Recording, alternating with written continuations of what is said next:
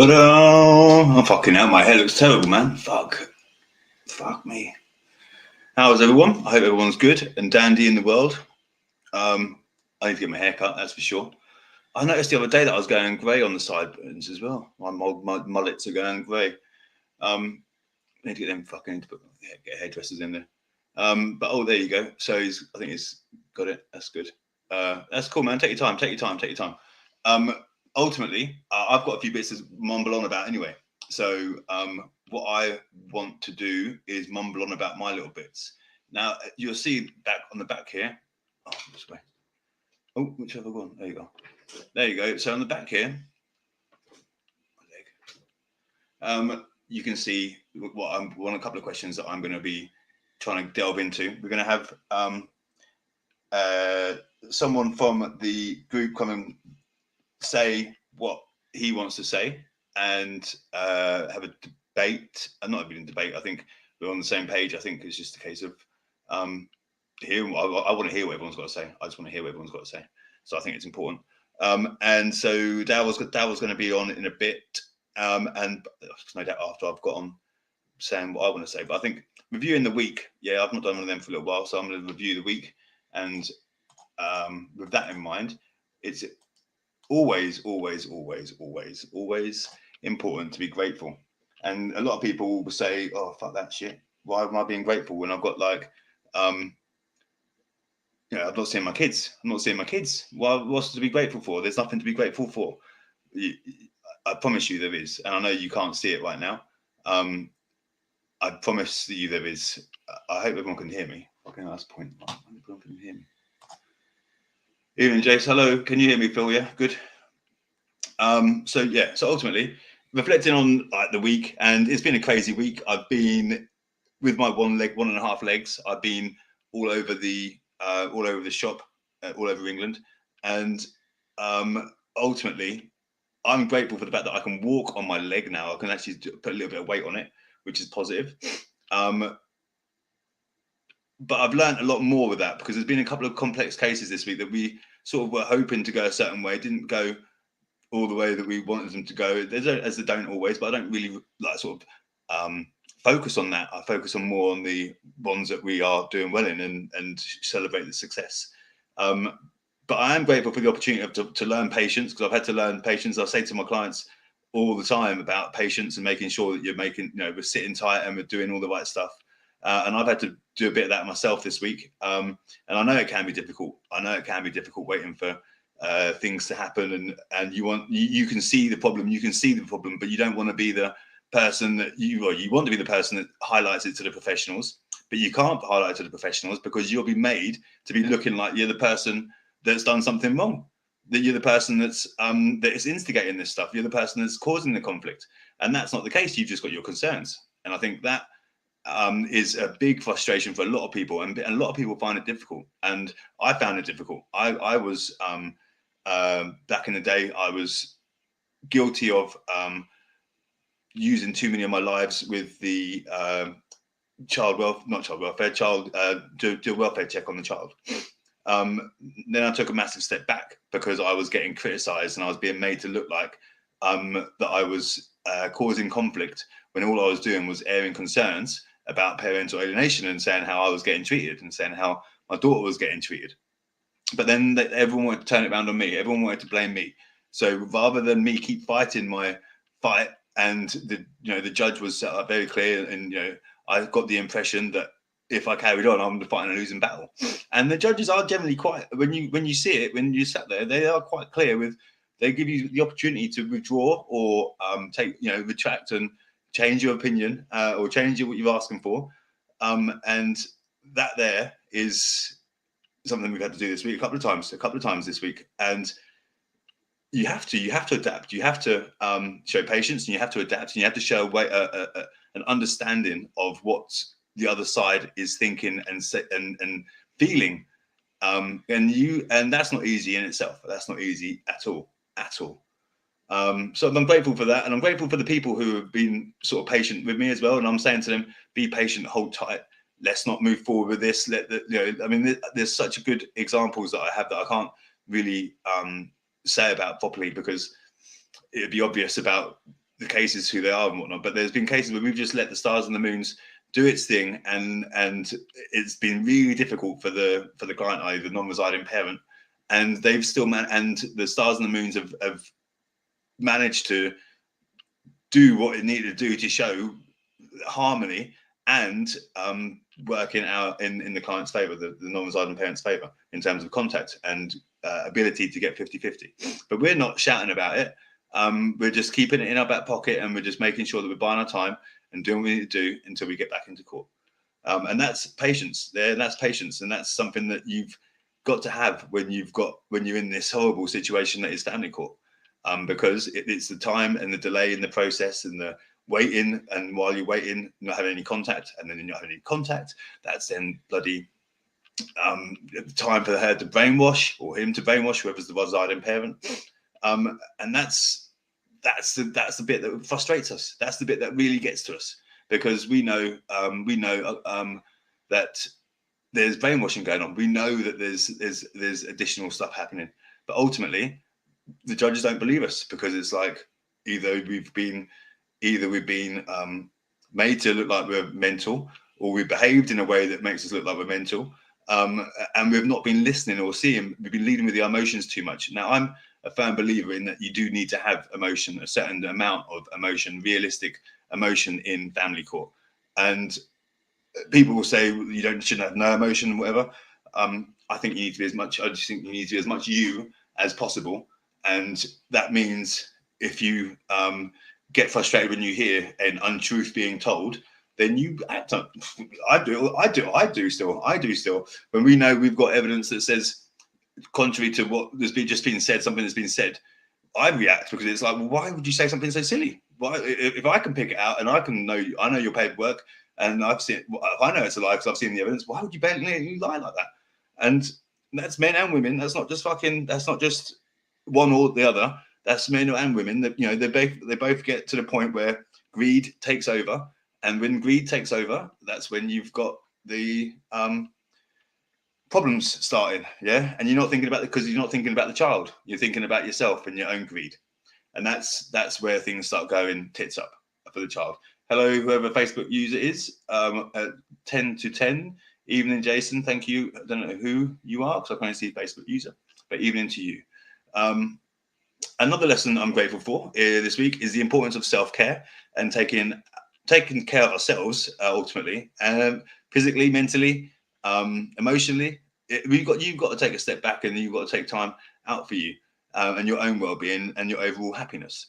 And I think that's something that I don't really do too much of, because I don't feel like I have to. But then when you do get the opportunity, I've missed going out and just walking on the grass, man. As silly as that sounds, right? As silly as that sounds, I love just walking on the grass barefoot and just getting the ground's energy and fucking just doing what I do with that. And as silly as that might sound,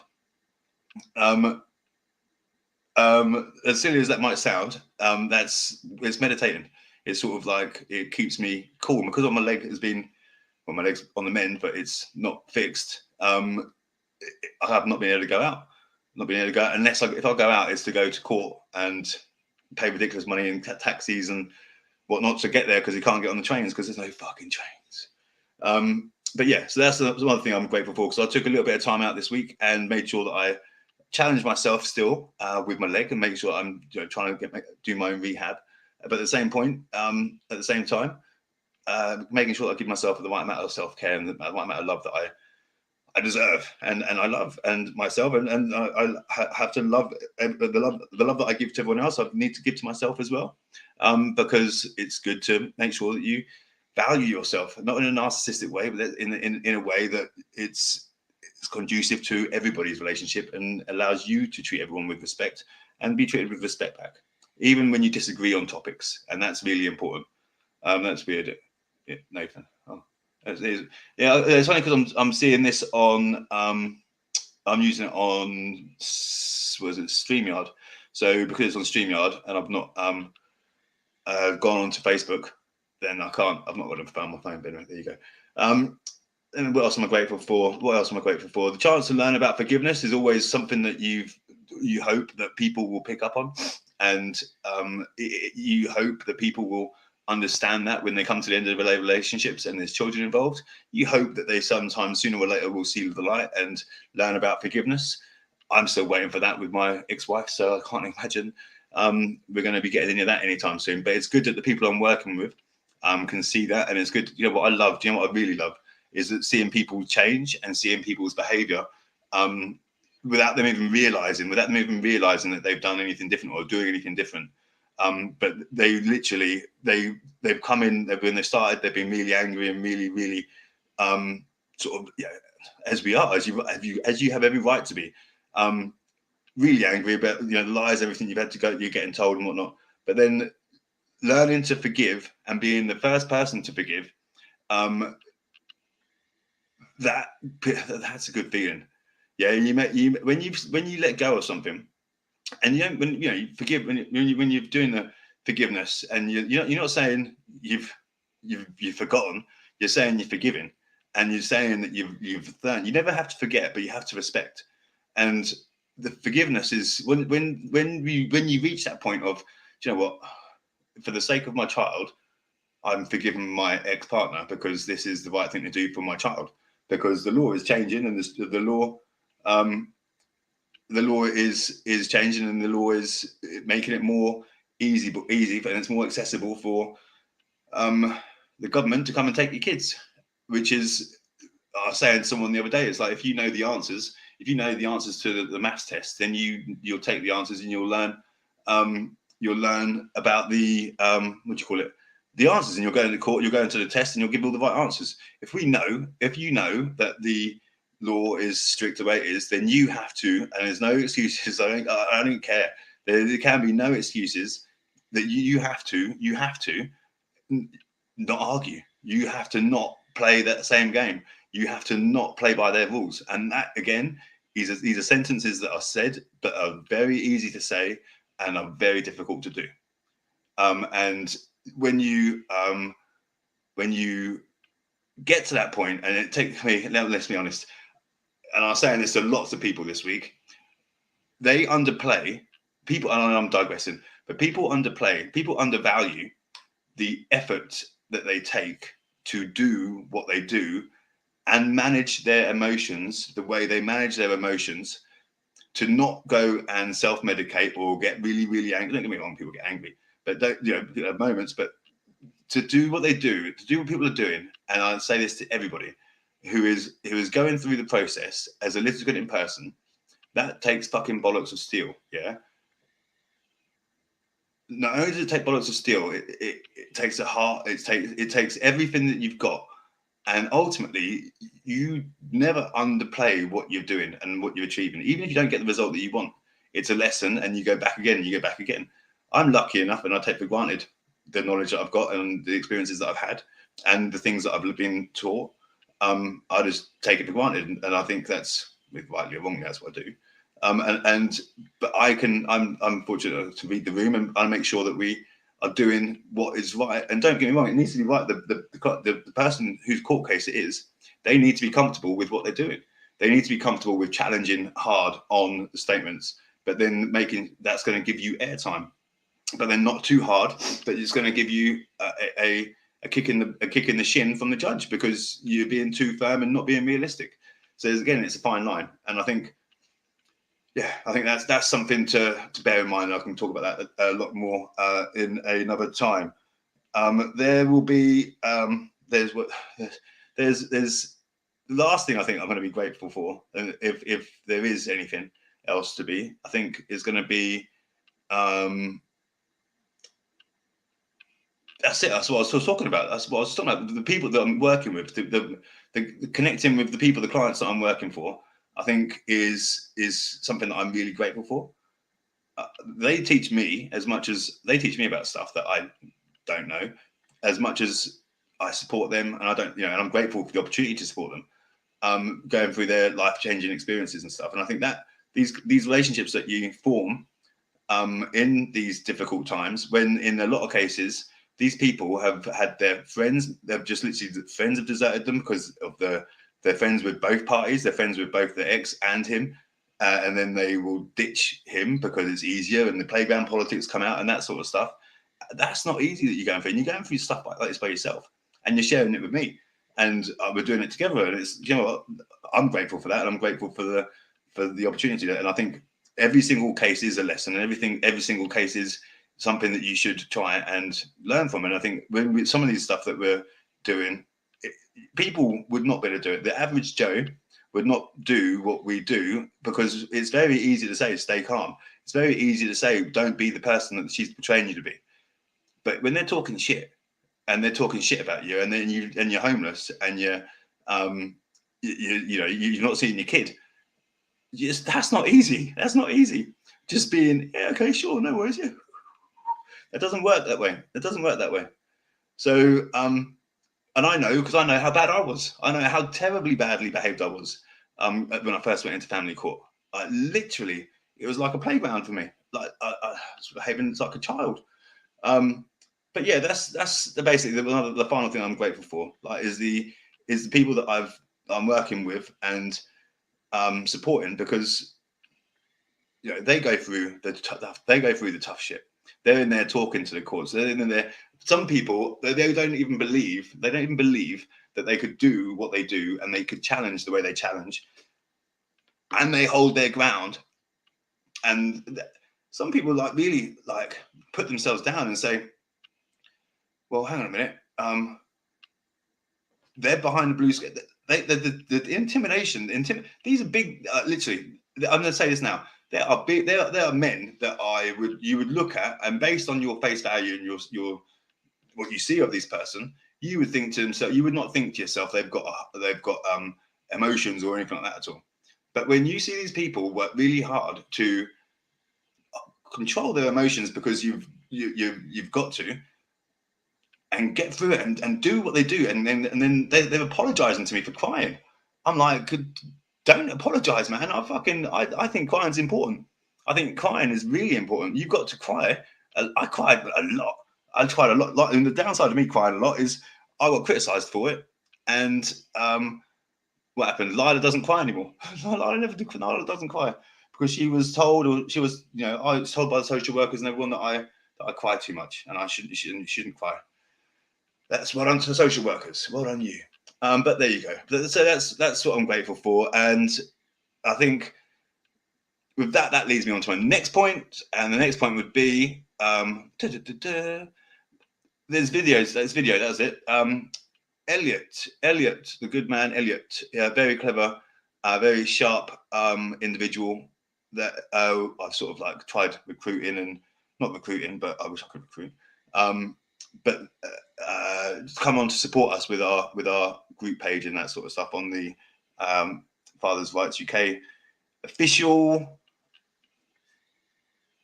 family law advice and parental alienation support.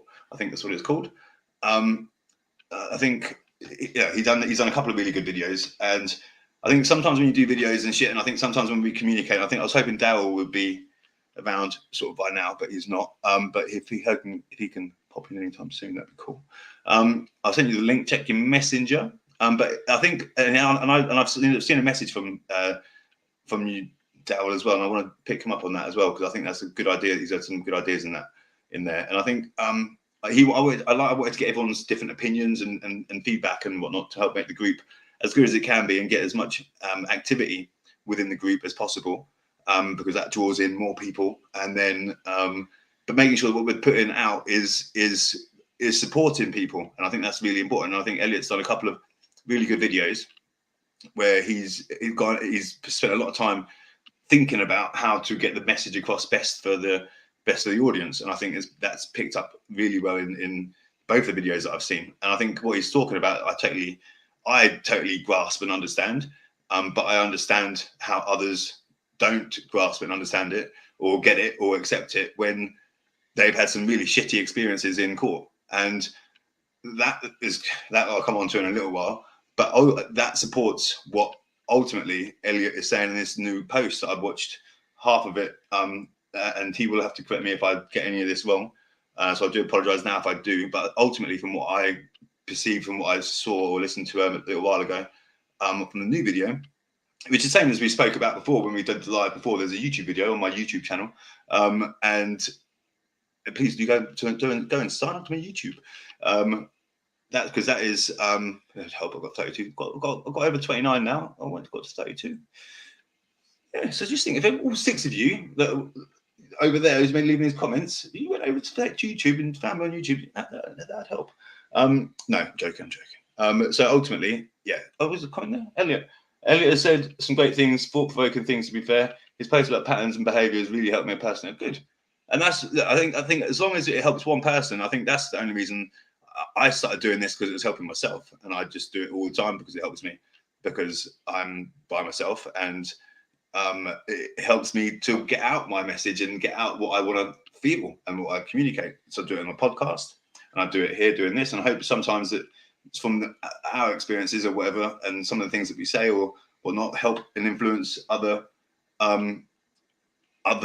people and who are going through similar or worst situations.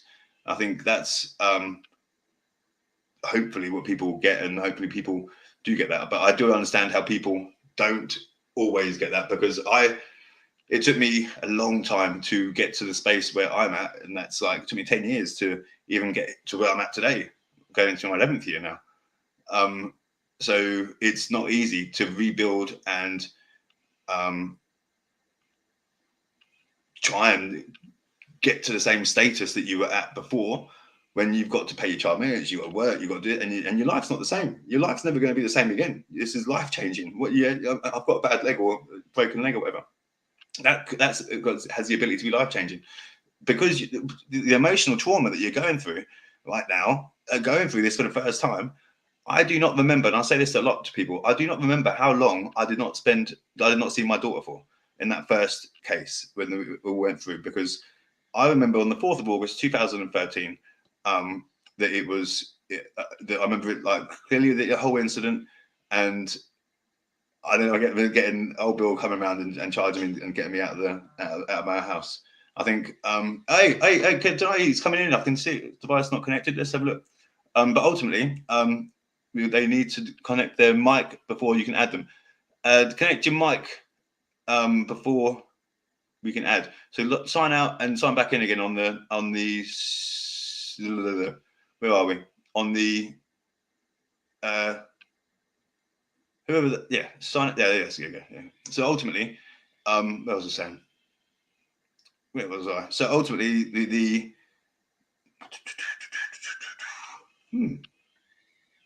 where was I? I got a bit excited there. I weed a little bit. I actually weed a little bit because I got so excited. A little bit of weed come out. That was a joke. That was a joke, by the way. It was a joke. Sorry. I can't remember what I was saying, but ultimately, you've got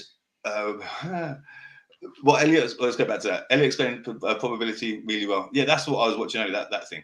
So, and he does. He's, you know what? When I first listened to Elliot talk, and because I'm so shit at communicating, and I'm very direct with how I talk, and sometimes I can come across as if I'm being angry, and I'm not.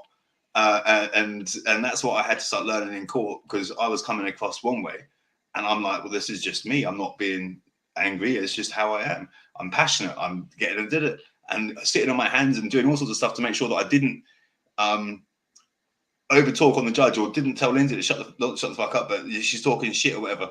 Yeah, that's that sort of stuff that I was doing, and that was getting me into trouble. But ultimately, throwing powders at condoms with powder in them, purple powder in court, that didn't go down too well. Yeah, I've always got a little bits of fun for that. But there you go.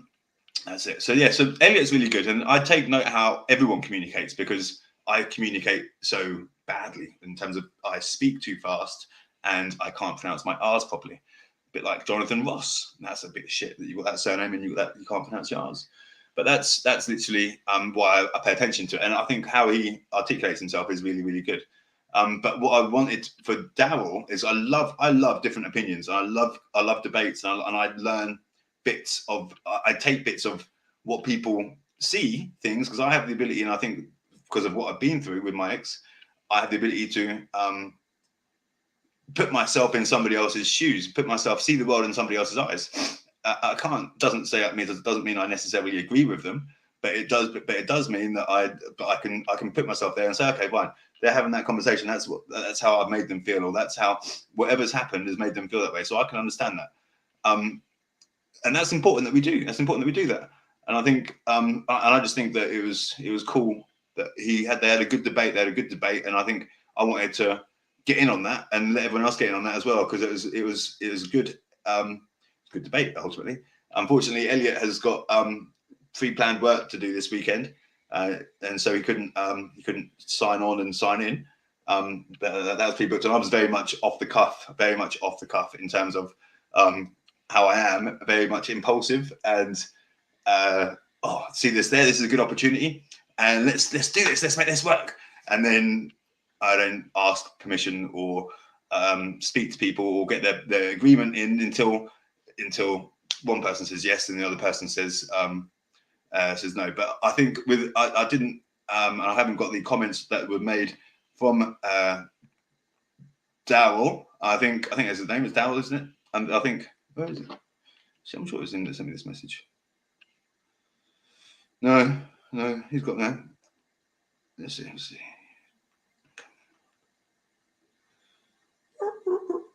So you coming on, not in the literal sense, but there. Yeah, so I think that'd be cool. And what he said as well, and so what your message above there as well is something I want to do as well. And if you're up for doing podcasts and all that sort of stuff and getting involved with this stuff, then I'm fucking, if anyone's up for doing it, because I don't have the time. I do it because I need some headspace on what I'm typing and talking to people all afternoon and whatnot. Then it just does my head in sometimes, because I need to get away from the negative stuff sometimes, and I enjoy just talking and talking, and hopefully helping at the same time. And this is my little way of doing that bit and making myself back up. My legs playing up a little bit because obviously I broke my shin in two different places, right? Obviously, and I didn't take my medication properly, didn't finish it all off. And now my legs got sort of playing up a little bit. Like, maybe I should have finished the medication off. But we'll see what happens with that. It's still not connected, man. It's still not connected. Still not connected. Are you on your computer or on your telephone? If you're on your telephone, go through Google. If you're on your computer, turn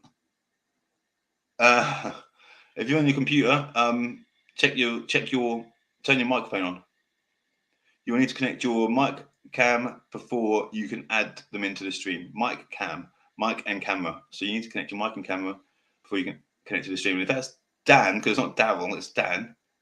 Is that Dan? Is that Dan, the man with the big mouth? Is that Dan or is it Daryl? We'll see. We shall see soon. No, it must be Daryl, because but I don't know. Anyway, so the next point I'm going to make up is contentious issues around family court. Yeah, while I'm waiting we're trying to get this technical issue sorted. Like issues with family court. Yeah, issues with family court, and there are the obvious ones, right? Your child custody, mainly your child custody disputes. That's the obvious one. Who's the child living with? Who is the main carer for the child? Who's the child being kicked from the studio? Banned from edit? No, get on, kick him from the studio. But ultimately, Dan, come on, man, get that mic and cam issue sorted.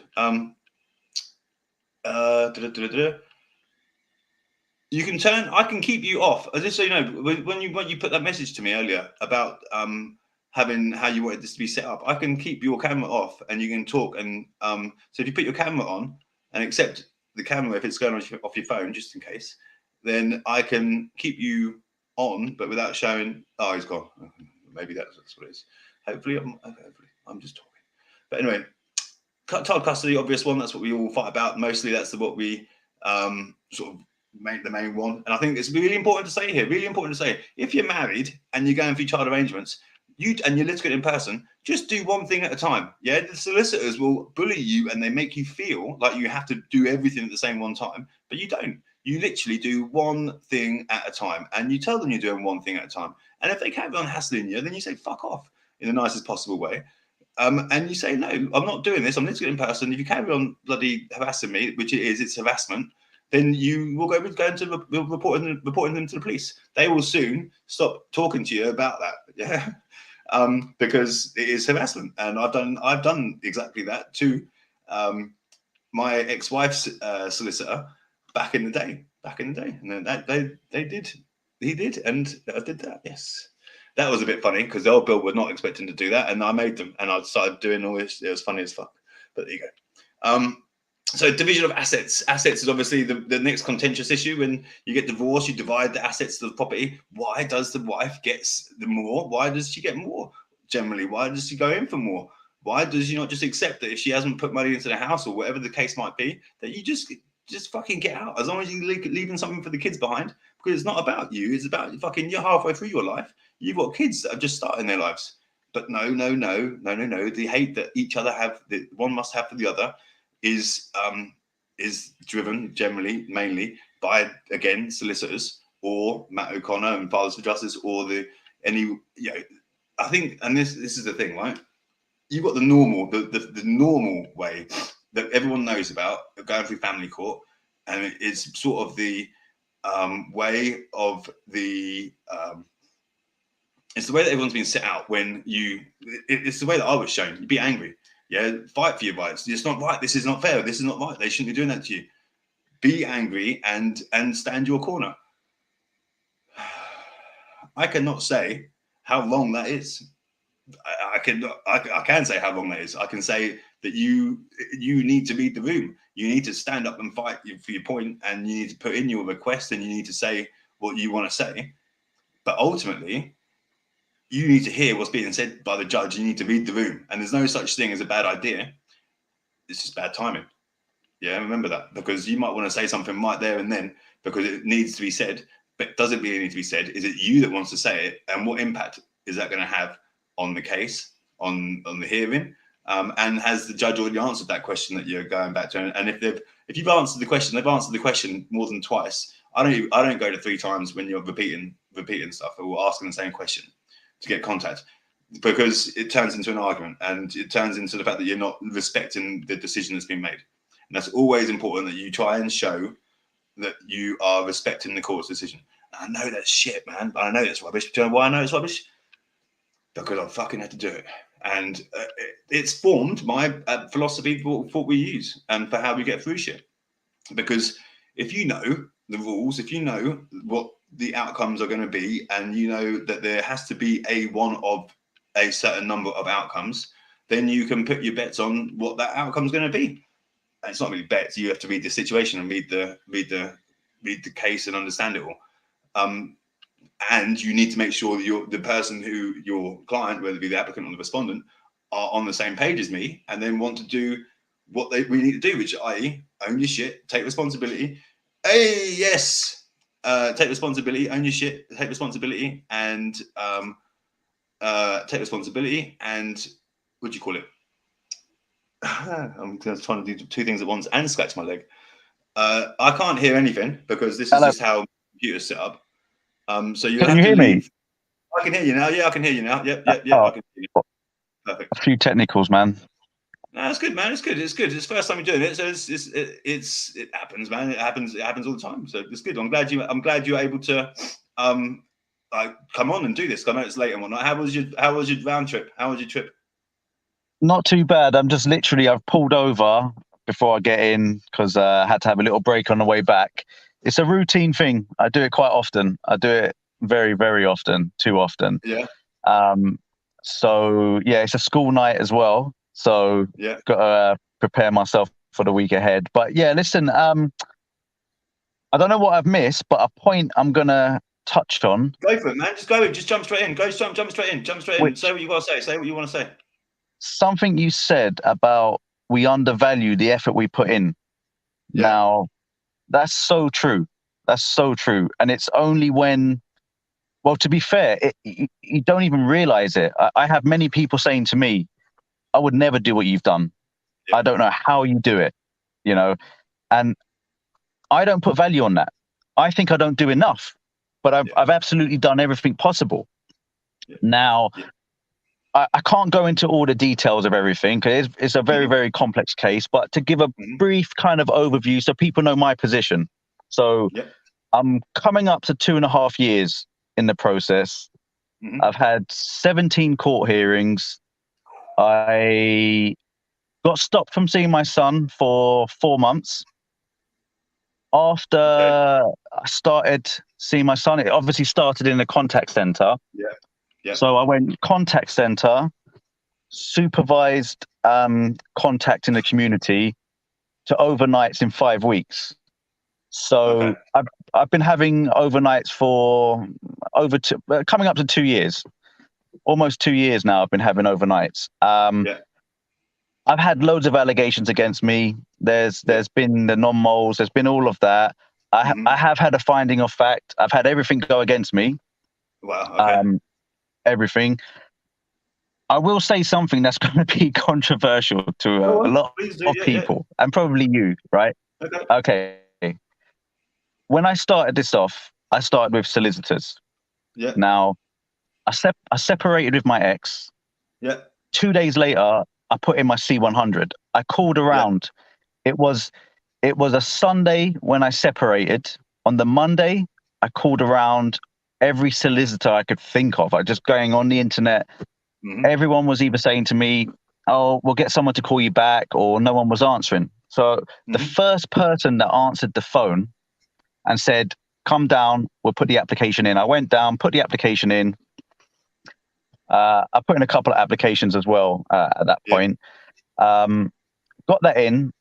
I had that solicitor for about 2-3 months. I was paying a lot of money for her, but she was doing Mhm. very, very little, very little.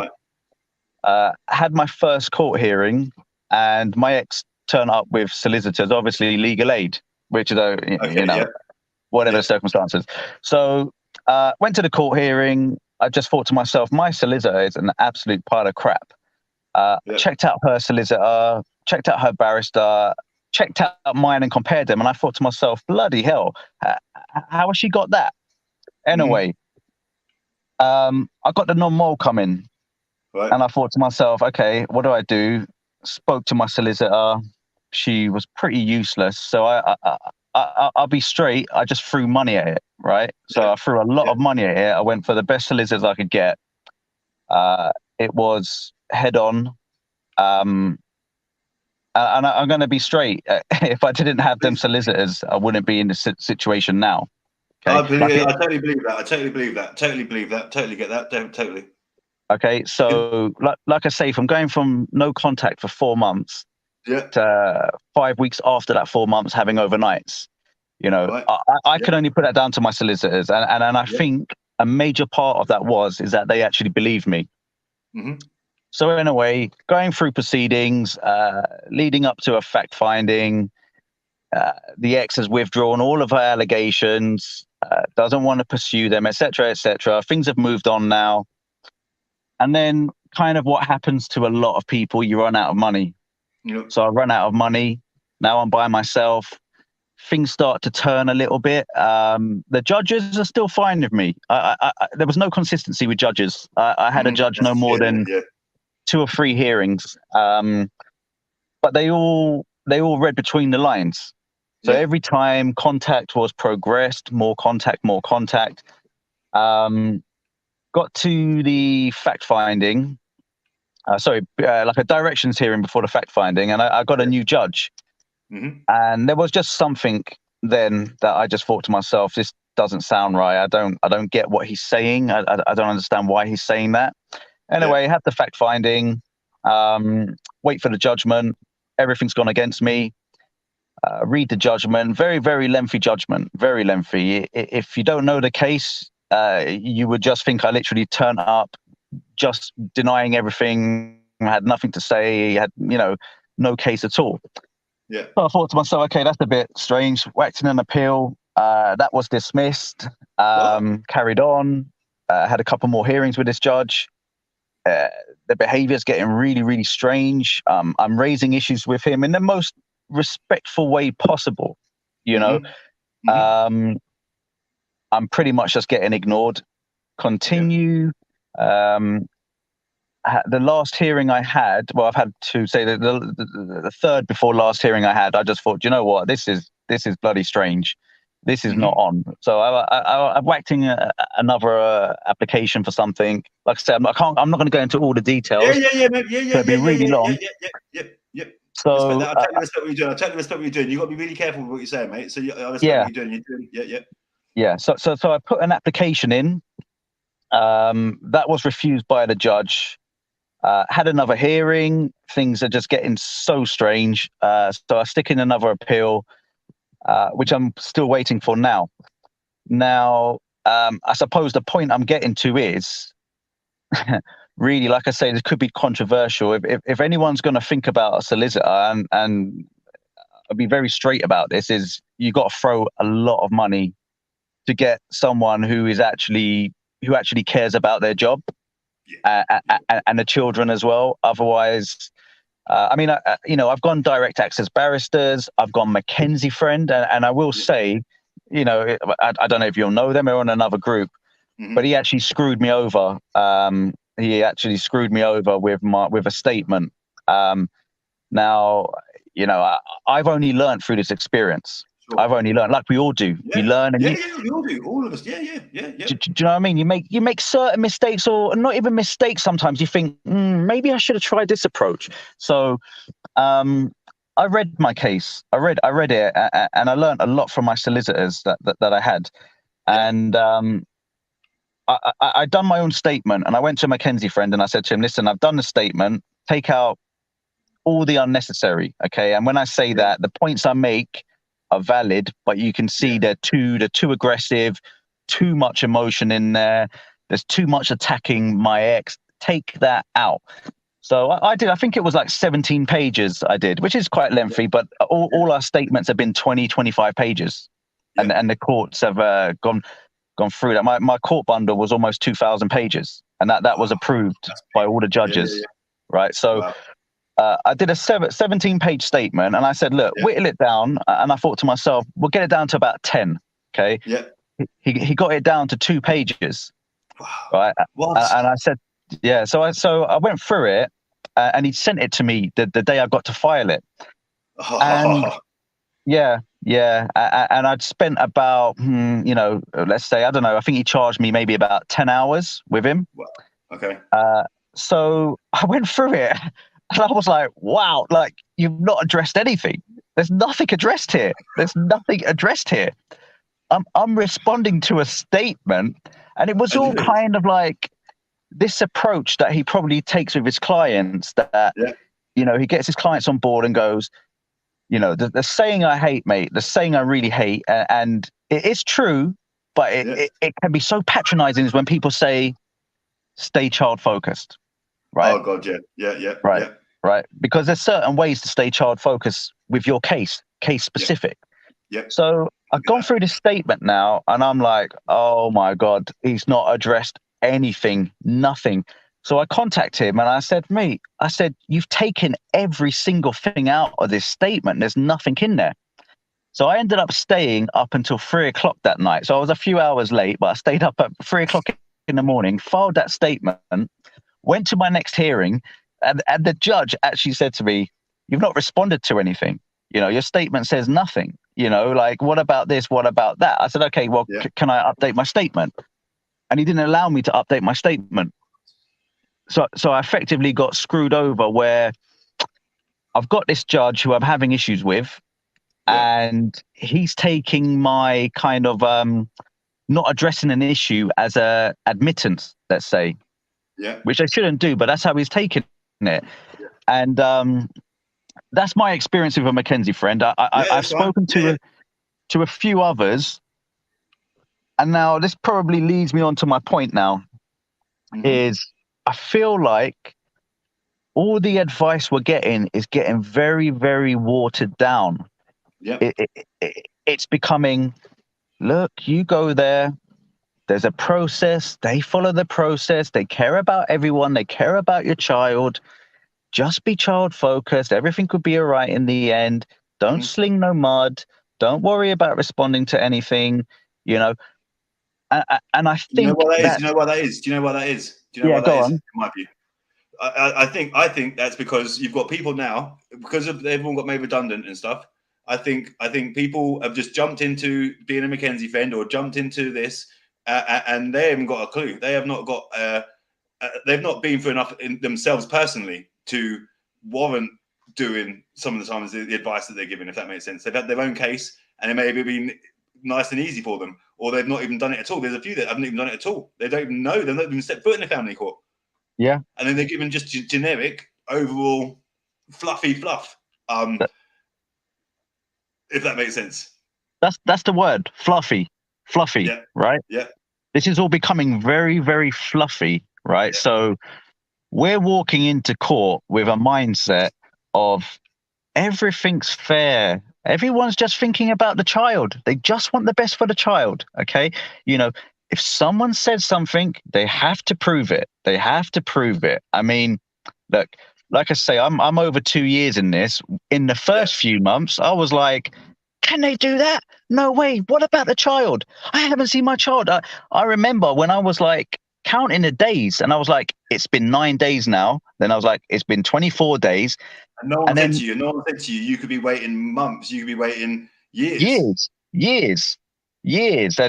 And you know what I've had by Cafcass, now I've had 2 Section 7s. They're both completely contradictory. Right. I've spoken to the Cafcass officer, and she's just been straight with me, and she said, listen, I can't do anything else. This is what the judge has said. I have to follow this path now. I have to. I'm tied to the court now. Okay. It doesn't matter whether he's made mistakes. I cannot question anything he said. I said, well, what about this issue you've raised? What about that? Because these reports are completely contradictory. And she said, look, I have to follow him. I'm sorry. You know, when I've stuck my appeals in, she's been messaging me like every day. Anything? Have you heard anything? Have you heard anything? I hope I hope it comes through for you, because she knows. Mm-hmm. So before I lose my train of thought. So yeah. So this kind of fluffy mentality, I think, look, in my personal view, it is a gender issue. There is a gender issue, and that's okay, purely because most of the resident parents are females. Okay, so but I think I put a post, replied to a post today. Now let me just break this down, right? So you've got these. I can only class them as this, Jason. I can only class them as radical feminists, right? Right. Yeah.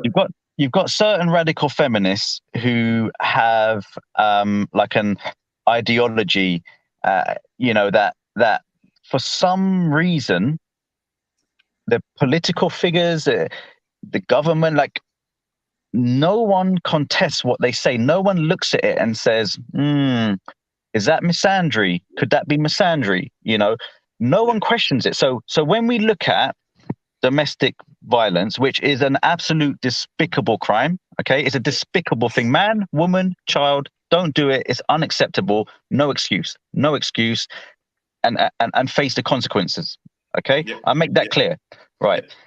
So we look at the figures of that, and roughly, 2/3 of the victims' official figures are females. Yeah. Okay, so we can say, okay, 60%, 65, 70% are females. The radical feminists say that's a gender issue. Okay, no one steps in and says, "Whoa, that's a bit discriminatory, isn't it?" What we get is violence against women and girls, lock up the men, curfews, do this, do that. But if we look at the family court now I'm going to just go off a figure on the top of my head, just from what I would say is common sense. I would say it's no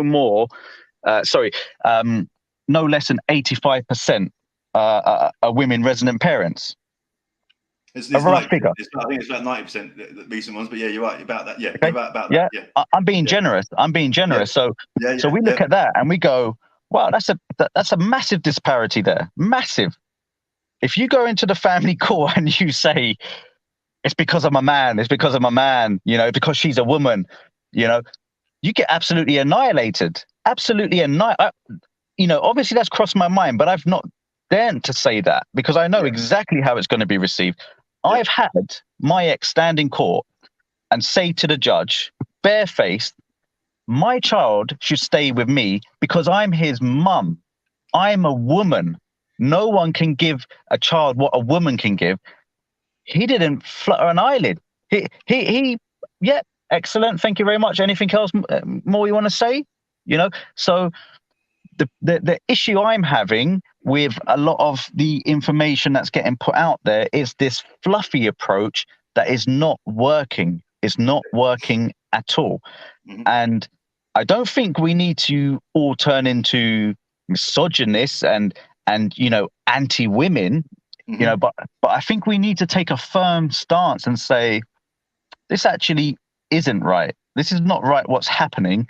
Mm-hmm. I appreciate the secrecy that surrounds this, and that may be justified because we are dealing with children. Yep. However, there is not another law. Judges have a very, very broad discretion, and immunity, let's say a certain level of immunity. Yeah. That's they not do, there. You got to think, mate. They blame it all on Kafkas. So that's why I say, like, literally, your decisions are made up before you've gone into court. I can predict what's going to happen off the back of a Kafkas report. Yeah. Yeah, and I think if your decisions are made up before they've gone into court, your relationship with that Kafkas officer or the social worker is more important than your relationship with the judge with the judge, because 75% of the time the judge will go with what's on the Kafkas report. Yeah. So and that's a whole different way of like sort of flipping it on its head. But literally, you've got to. I mean, one of my biggest things is you've got to hope for the best and expect the worst. This is it, right? Yeah, man, 100%. I mean, literally, I was in a hearing on Friday. I was in a hearing on the other day, and we were going for one thing. The judges agreed, but because the other party didn't agree, we went with they adjourned for 20 minutes or so, and then we went with the other party, which was against the grain and doesn't make logic to me at the time. I can sort of just think about it afterwards and make sort of sense of it afterwards. But it's all, and the only reason, in my view, that they wanted to do this was to delay proceedings and frustrate the process. And the courts know it's going on, but they let it go on, they let it go through, and it's the most painful thing in the world because you get time. It's time you can't get back. This is what people seem to forget. It's time, and that's the thing. I've lost him. Hopefully he can come back. That was really good, man. That was really, really good, and I think hopefully he comes back. He was on. I think he was on his phone, so it might be a signal. He's back. Let me just get him back in. Exited by a mistake there. That's cool, man. That's cool. So yeah. So I was just. I don't know what you heard and what you didn't hear, but I was just saying it's. Oh wait, I might have to go back out because it's all really crackly. My signal. Oh, drop out again and come back in again. That's cool. Let me come back out one second. Yeah. So yeah, I think I can see where he's coming from with terms of fluffiness. I think because there's been a number of can we call in? Yeah, of course you can. Yeah, of course you can. Please, yeah. Are you in? Yeah, I'm in. Yeah, that's all good. I can hear you perfect now. Cool. So yeah, so I was just saying, it's like, go on. Yeah, go on, shall I? No, okay, completely. So I was just saying, is like how the common sense thing would be to miss a certain road that we were going to go down, miss what we were doing, and because the other party wanted to stick with it, they always go with what the mum wants. What the mum wants, the courts will always go with. And it's like if on these first hearings, if the mum doesn't want to give contact, there's no contact happening, and they won't put a court order in to order it. And it's like, what? Why does that make sense? Everyone knows how important the relationship between the mum and dad. So why are we not utilising the contact centres? Why are we not doing supported contact at minimum? Yeah. Let me just jump in there, Jason. Yeah, so this goes back to my solicitors that I had. Not the first one, who was just pure trash, but the others. Every single court order I got was against what the mum wanted. Every single one, right? And that's purely because, yes, I just threw money at it, a lot of money, but also they believe me. They believe me. And how I would, let's say, enter debate with a judge if I did it, I'd be told, listen, you're being contempt of court in a minute. But my barrister would do that, and I got maybe six or seven court orders against her. And look, I've been accused of being a drug addict. Yeah. I've been told my house, there's broken windows, there's people in there who fight all day. I've been told I've never been left alone with my child before. I've had house inspection. I've had everything. Right? Yeah. Now, that's the standard procedure. Now, this is what I'm saying, Jason, is I've seen with my own eyes now that, do you know what? There is a standard procedure, but you can go against the grain. But as a litigant in person, I'll be straight, especially at the beginning, impossible. I had social services. After we separated, social services were involved. Not safeguarding risk, but I won't go into that, but they were involved. Now, in replacement of a safeguarding letter from Cafcass, I put that forward. I got them to write a statement. Yeah. They wrote a statement, and we got the judge to say, go to them. I'll accept that. I'll give you a court order. Go to them, get them to write something to me. Got that. They said, no safeguarding risk. Child needs to see his father. There's no reasons why he shouldn't. I started contact with that. I didn't have my safeguarding letter until about 9 months after proceedings. And that safeguarding letter, surprise, surprise, said no contact. We need to determine the situation. Okay. Now, that's where I'm thankful, because I've had Cafcass tell me straight, listen, if you weren't seeing your child, it would be no contact. You know that. You're very, very lucky. Now, had I followed the approach of my first solicitor, who was just, she was just billing. Do you know what I mean? She was just ticking over. This is the process. That's that. I wouldn't have seen my son for almost 2.5 years. And then they would have said, look, you're too dangerous. No contact.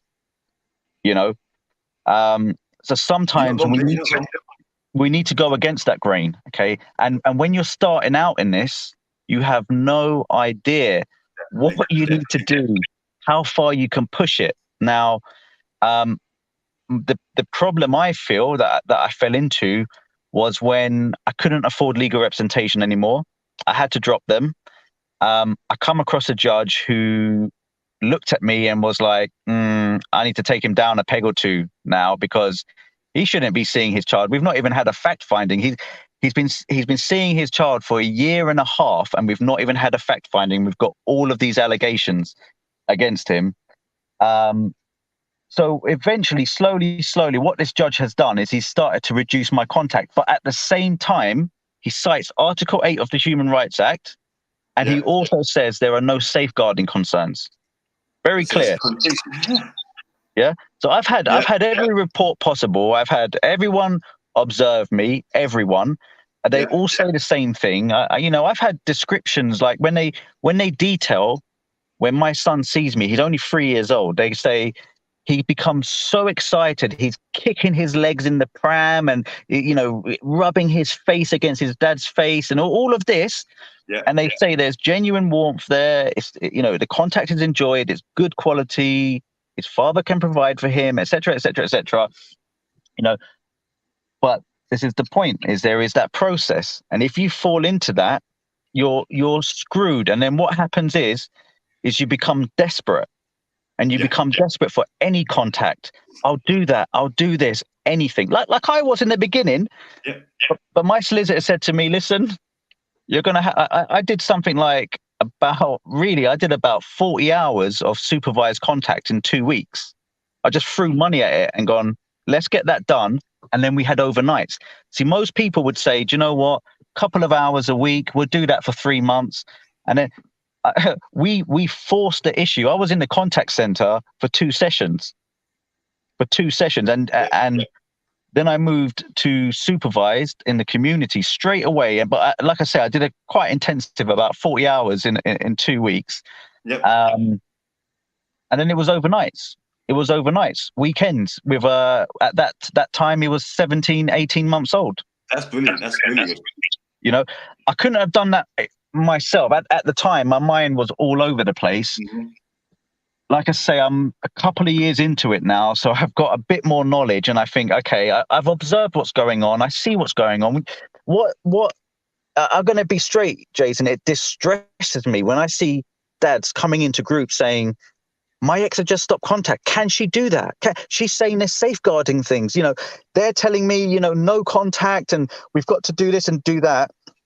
I feel that. I feel that pain. And I say, do you know what? I've been through that. I've cried day after day after day. You know, I've gone into work and been completely consumed by what's going on out of sheer desperation. You know, it's very hard to separate your dislike for your ex and what she's doing to you to your feelings about your child and what you're trying to achieve. But you have to separate that. You can hate your ex, you know, you can wish her dead, whatever you want. Keep that to yourself, put that to the side. The priority is your child. Don't go into court and go on about she's just evil and she's a narcissist and all these words that people like to use. You know, it's okay for them to say that. They can call you. I've been called a narcissist. You know, I've been called that. It's fine. No one will say anything to them, right? But the thing is, as soon as you start saying that, you're screwed. I think you lose credibility. Yeah. I mean, there's a thing about being impeccable with your words. Now, that kind of goes down to a bit of self-discipline. If you can discipline yourself and say, do you know what? I'm really pissed off. They're taking the piss now, but I'm just going to bite my tongue, right? If there's an issue, I'm going to raise it. It's going to be child focused, let's say. Yeah. But I ain't getting into that whole, she's a liar. She's just evil. She's just trying to get back at me, blah, blah, blah, blah, blah.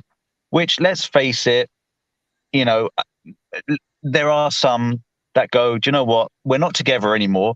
The only way I can get back at them is through their child. Yeah. Yep. And when you're not seeing your child, that desperation takes over. And that's it. Once you're in that state of desperation, if you don't have anyone, and that's why I went to solicitors, because I said, you know what, my mind is completely gone. I can't even think straight. Okay, the way before I dropped my solicitors, I ended up I was just writing my own statements, and I'd send it over to them, and I'd say, just refine it, take out all the nonsense that I put in there, you know, because I would put nonsense in there. Every statement, and I did the same with my own as well. Yeah, you get too emotional because you're directly involved with it. So it's natural. Yeah. So what we need to do is, and I know you're very experienced in this, right? And you've seen it from different sides of the fence. Now, there's so many men coming into this because it is predominantly men who are going through this issue. Yeah. We need to educate them, or they need to be educated and say, do you know what? It's not all fluffy. This is what they are supposed to do. This is what the law says. This is the official procedure. However, expect this to happen. And unless you do something quite remarkable, you're not going to be seeing your child for a long time once these allegations come out. Once there's, you know, any domestic abuse around the child, then that's it. You know, so I understand that. I think when I was having a little discussion with Elliot the other day, you know, maybe he thinks that I was saying if anyone makes an allegation, it should be dismissed. No, it shouldn't. You know, it's about a child. So, of course, they need to investigate it. My issue was how they go about that. Now, you know, I could have misunderstood this, and I did say in the post, maybe I've misunderstood this. Like, are you saying this is the official process, or are you saying this is what, you know, should happen, or, you know, what actually happens?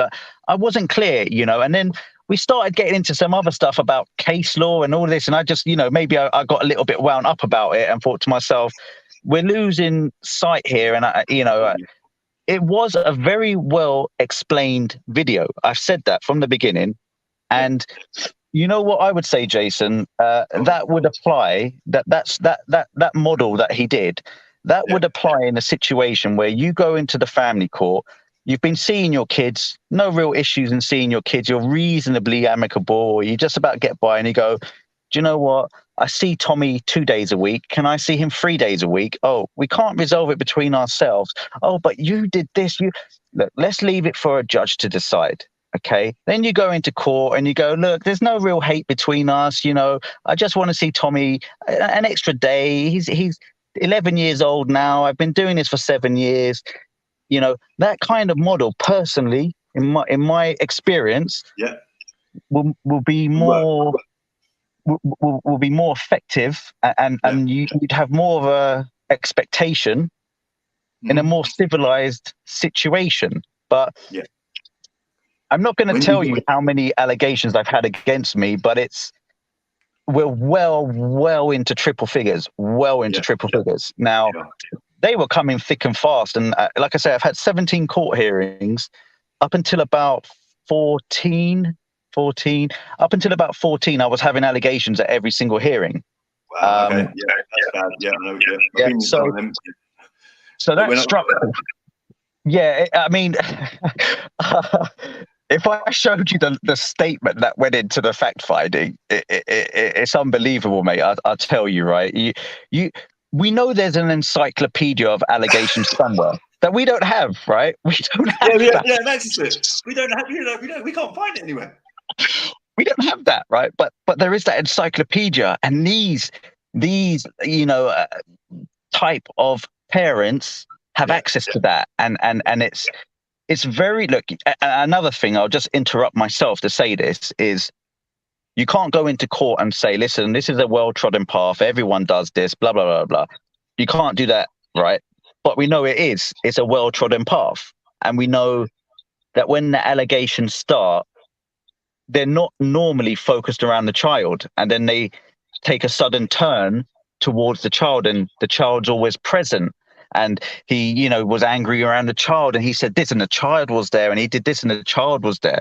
We know that's a standard thing. And I'm not going to get into the whole kind of, financial aspect of it and how everything keeps ticking. But, we know the courts are aware of what goes on. Okay. And as users, or whatever they want to call us, clients, customers, I don't know what they want to call us going through this process, right? We've got to conduct ourselves in a certain way, right? We've got to be armed with knowledge. Okay. And it's people like yourself. What I do like about you, Jason, is you're not scared to say what you think and just say it how it is, but you say it in a respectful way. Okay. We know there's bias towards women. Okay. And I'm not going to go on and on and on about that. And, but there is a natural bias. There is a natural bias. And that's just simply because the system is a very old system. It's based on traditional values of the woman staying at home, bringing up the child. Look at these judges who are in their 60s and 70s. They were that person whose wife stayed at home and brought up their 3 kids and all of that, the majority of them. It is moving on a bit.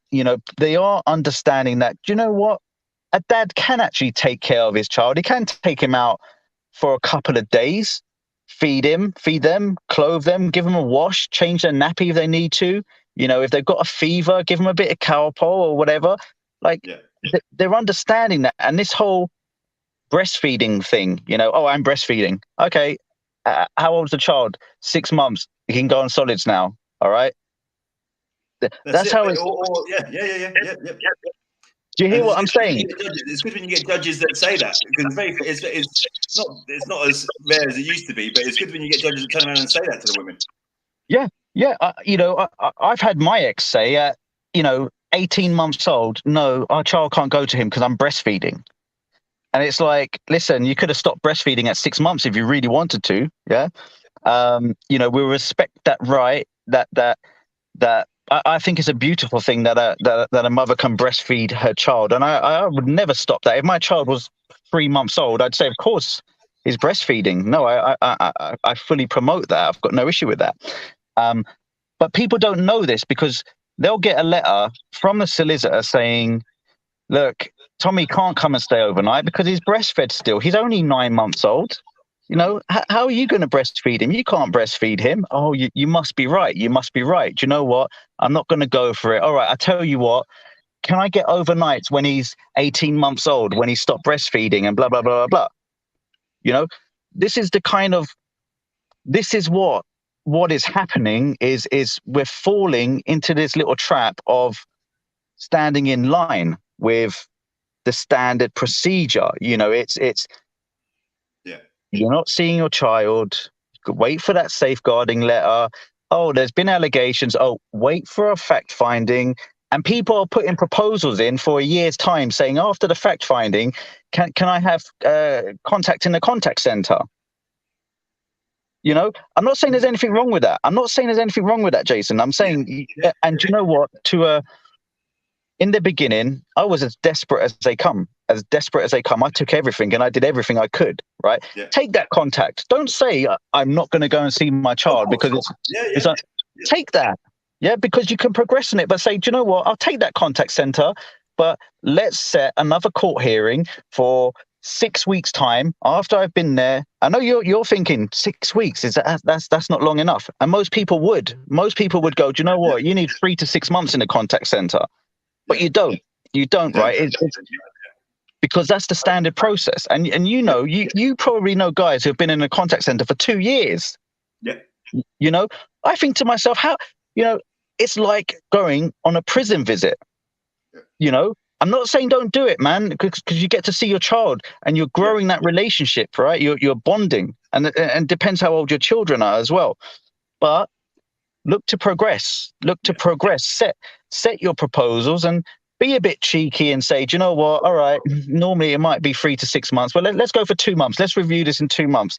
Let's progress to, you know, community contact, you know, and then let's go to 6 hours by myself in a day, you know, once a week or whatever.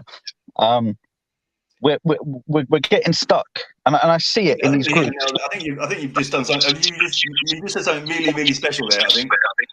I think you take me back to the guy that was in Nottingham, and he literally held his ground massively because the courts were trying to get him to accept what had been ordered, they were trying to order, and he was saying, no, I want to come back to another hearing, I want to come back, and he fucking held his ground, and literally, it's good that we did, because we went back to the final hearing, and he got his shared care, but that's only because he had the courage to be able to turn around to the judge and turn around and say no, and defy what was being said. And I think that's really magical what you're saying, because you've got the standard case law, the standard practice, the standard stuff that normally happens, and people going in accepting that, but what they should be doing is asking for more, having the courage to ask for more. And battling for more, and to be told to take down no, if that makes sense. That's exactly that, Jason. The way I thought about it is now, like I said, I had solicitors, right, and I learned nearly everything from them initially. My first year and a half was straight from them, and they would say to me, "Listen, there's nothing wrong with you. You can care for your child. Why on earth would you want to drag this out for a year, not having an overnight?" No, we're pushing for overnights in literally, like I say stopped contact to 5 weeks. I was having overnights. Yeah. I even had a circuit judge say, "Oh, I think you're running before you're walking, and the other side is a little bit too slow off the mark there," because they were saying, let's leave it 6 months in the contact center. But we'd put the proposal to literally start overnights in 3 weeks, you know. So that's good, man. That's good. That's the thing is I know, and that's what's pissed off my judge personally, and you know, certain applications I've put in and certain criticisms that I've made towards him, but they're not unfounded. I'm in a very, very difficult situation, and I would say it's so complex that it's well out of my depths, but I've had to do my own research, do my own studying amongst working and seeing my child and having, like I say, I've had 17 court hearings. I've had to prepare statements for this, evidence for that, do this, do that. It's very time consuming. And generally, you know, I don't know what the figures are. You might have more of an idea about the other party who has representation. Let's say the mother, it is the mother, who doesn't pay for their legal representation but has legal representation. Mate, it's nearly like 98. It's nearly 100%. Literally, it's about 97%, something ridiculous like that. It's way up in the 90s. Way up. It's got to be because they go into the standard. They go to the standard go-to non-mole, and literally they get your legal aid. They get legal aid for the whole of the child stuff after that, and it's just ridiculous. Yeah, like non-moles, right? So I had one go in, and ex parte, complete garbage. Yep. And at that point, I said, "Do you know what? Let's have a fact finding." We were going to the fact finding, and then she withdrew everything. I said, "Do you know what? I'll be nice. I'll give you undertakings. No admissions, no nothing. Blah blah blah blah. So I can satisfy the court. Okay."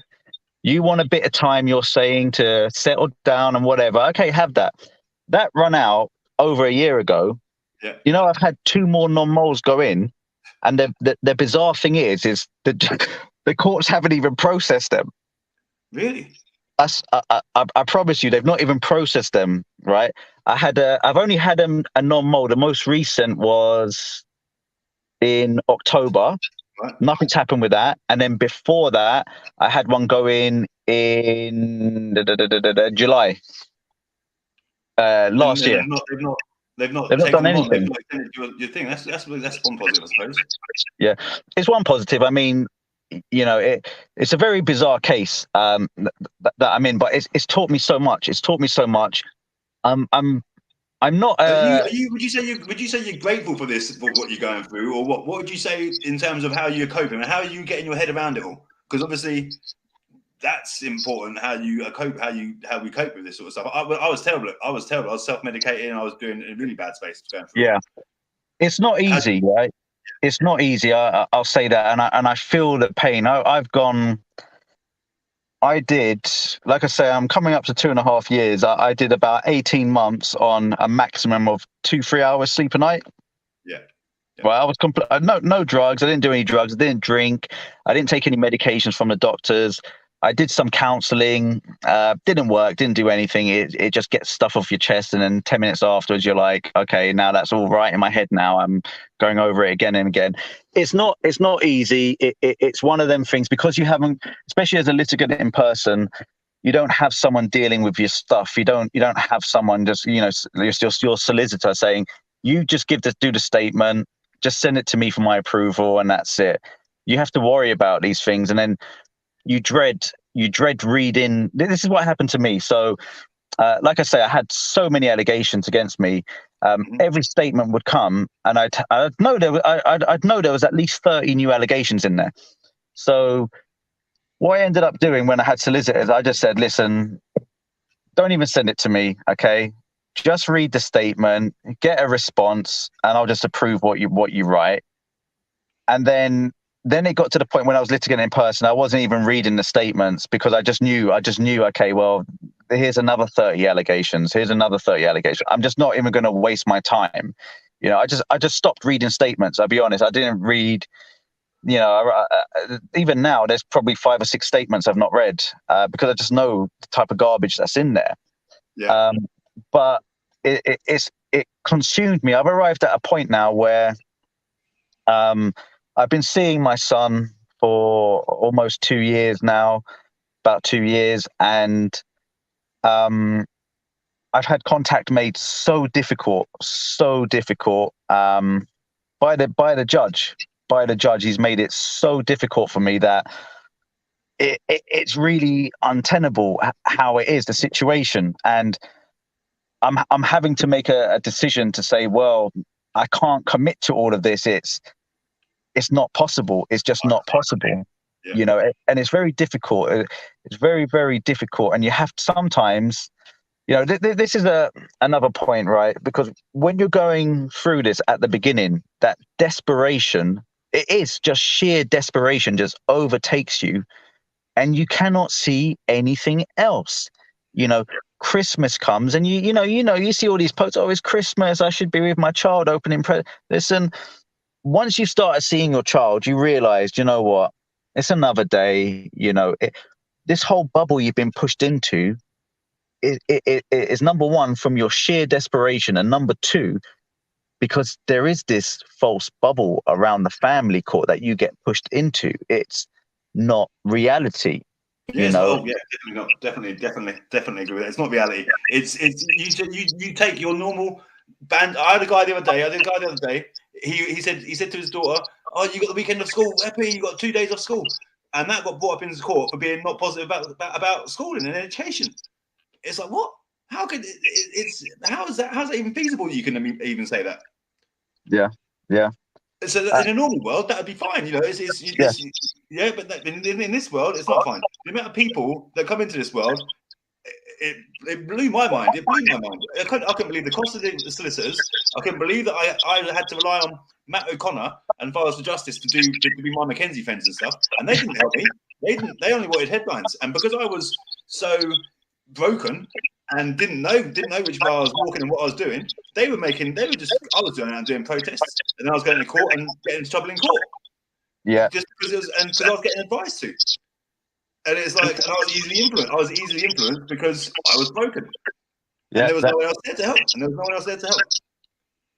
That's it. And that's why we are becoming a forgotten part of society, right? Because it's a standard procedure. You go to court, listen, you've had allegations, we've got to pursue them, we've got to protect the child, and you accept it, and you go, if you're lucky, you go 6 months not seeing your child. If you're unlucky, you go years, and you might never see your child again because you're that dangerous. Yeah.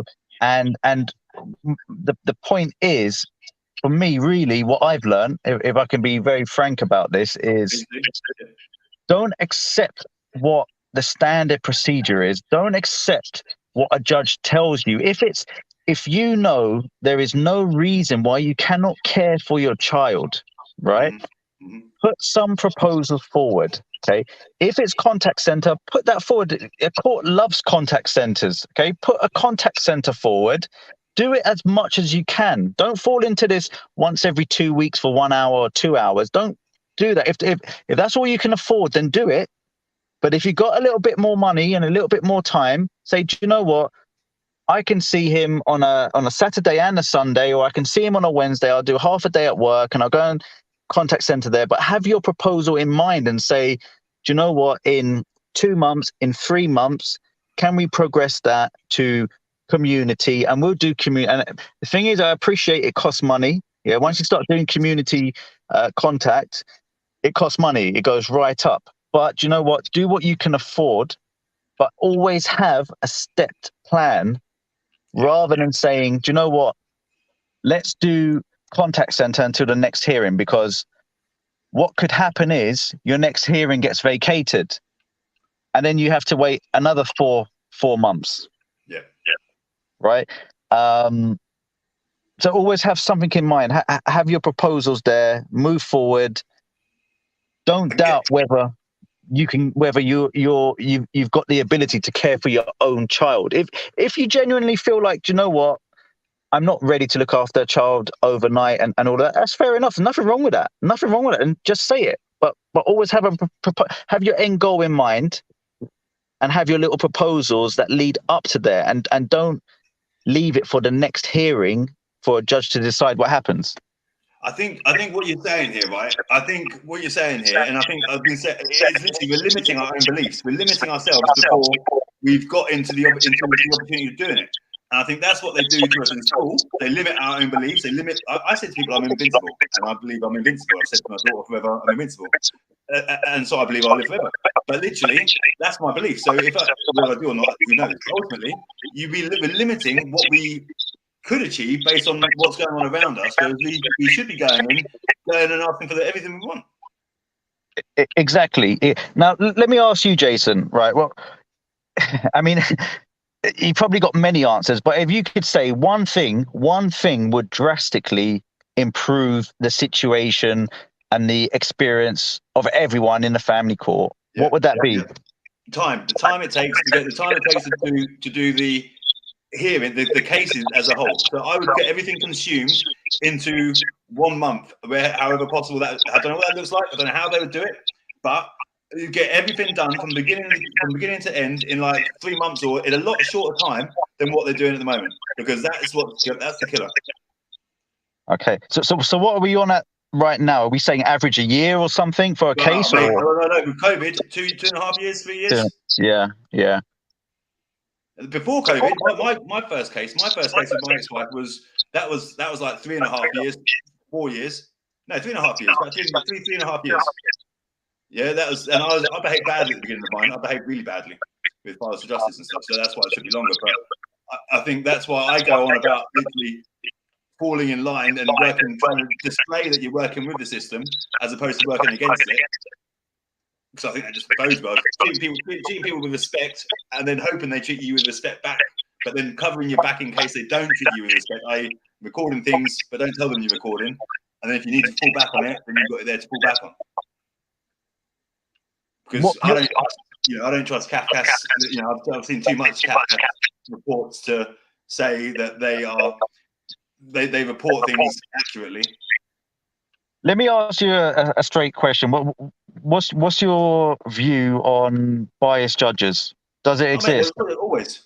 Yeah. I don't think they're always biased. I think you're going to get biased judges in the same way as you're going to get. I've seen them, mate. I've seen them. I've experienced them. And you will get judges who hold the cases for themselves, knowing that they've done something wrong or they've made an error somewhere, and they want to just try and keep it because they've got a vendetta, or it seems like they've got a vendetta against the person, namely the dad or non-residing parent. But I've seen cases equally where in public law, where the judges have been biased against the mums and literally taking the kids off and putting them in foster care. Because don't forget, that's where the long-term goal of all this goes, yeah? The kids are being in foster care. That's what they want at the end of the day. Yeah. Do you know, you say that, it's strange because I get a feeling like the courts don't want me to see my child. They don't want me to have a relationship, and they're making it as difficult as possible. And it's, do you know what? We got the mum there. We got the dad there. The dad's pissed off. The mum is just, she's doing her thing. What do we want? Do we want two people pissed off? Yeah. Or do we just want to kind of scapegoat someone and say, do you know what? You're in the crap already. So we'll just side completely with that side because it's the easiest thing for us to do. And whether they have to do things that are underhand or not, like in my personal experience, like I can't really go into it, but I've had some very, very wrong behavior from a judge. I've even had him admit it.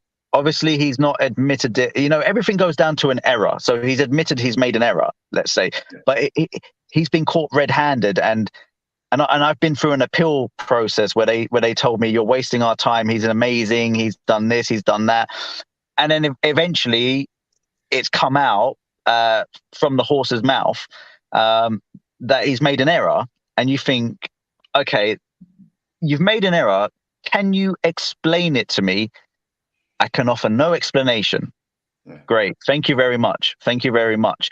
Now, this is what I think we're up against. If you're in a lot of the advice I see, Jason, I'm going to be straight. A lot of the advice I see is if you're in a very simple case, look, you've just split up.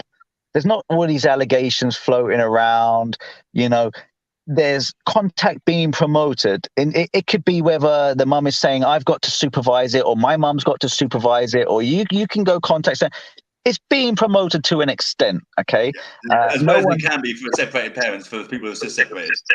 Yeah, exactly, right? So if you're in one of those situations, you go into court, you don't need to throw any mud at all. You hear something that's a little bit nasty, you just ignore it, don't say nothing, and you'll go through the process. It'll be long, drawn out, dragged out.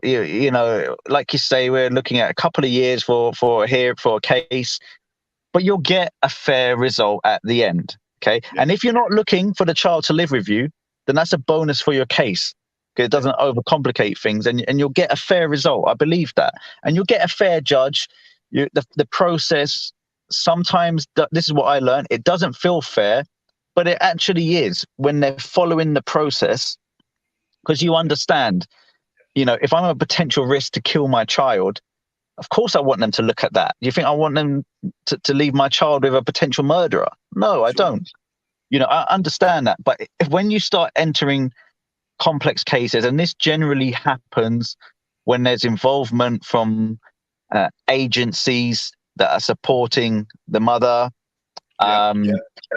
contact is being withheld, there's constant safeguarding, risk being brought up, this is when you really, really need to think about your case. Really need to think about it. And I had a friend who was having some problems with his ex, and I said, "Listen, is she accusing you of anything? No. Is she just stopping contact? Yeah." I said, "Okay, on your application, don't make any allegations. Don't put any safeguarding risks, blah, blah, blah, blah, blah, because then they're going to start. All of these allegations will start. As soon as you say she comes home drunk at night and starts screaming and blah, blah, blah, blah, that's it." I said, if you're not asking for your child to live with you permanently, you're asking to see your child twice a week, twice every couple of weeks, to put it into context. You go in there and you say she's a drunk and blah. Obviously, what I'm saying is if she is a drunk and she's a safeguarding risk and that's not on, and then you do need to report it. But if it's someone, she likes to go out, have a good time, have a few drinks, comes home sometimes a little bit drunk, she's not beating the kid or anything like that, then do you know what? Leave that out. Have a good case.